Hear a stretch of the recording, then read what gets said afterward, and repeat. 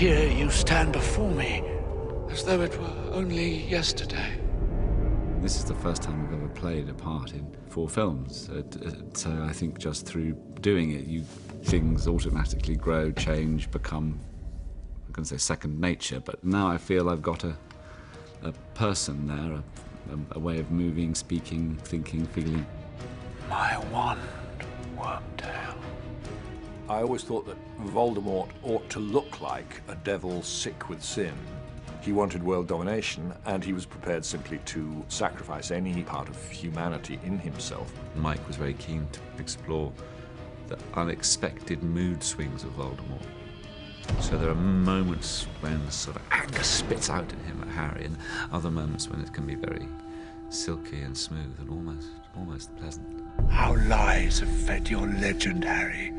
You have to believe him as being the ultimate evil, the ultimate bad guy.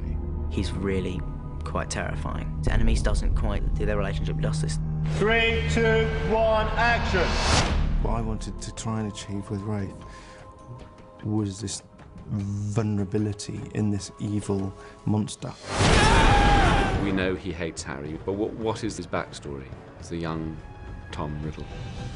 In all the years Tom's been here, he's never once had a family visitor. He's a rejected child, and that can be the place where sort of hatred and anger and jealousy festers. There's a deep rage in Voldemort against the world. Severus, I was beginning to worry you had lost your way. Come, we've saved you a seat. In the first part of the 7th, he's the most composed and the most in control we've ever seen him. He's at the peak of his power, about to grasp victory and defeat Hogwarts and Harry Potter. My lord, I'd like to volunteer myself for this task. I must be the one to kill Harry Potter. Voldemort feels incredibly strong, but then he discovers that Harry's been hunting Horcruxes, so he suddenly realises that for the first time we've ever seen him, he's particularly vulnerable. I believe you. And there's this journey that he takes through the film where he starts to fragment. There's more extremes of emotion and rage and distress, and something essential is being ripped out of you every time Harry and his friends destroy these Horcruxes.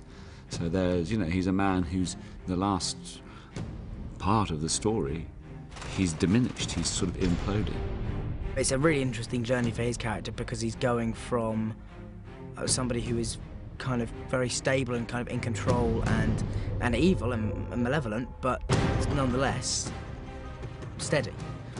And as Harry starts destroying parts of his soul, he starts slowly kind of losing his mind as well. By the end of the second part, he's almost totally lost his mind.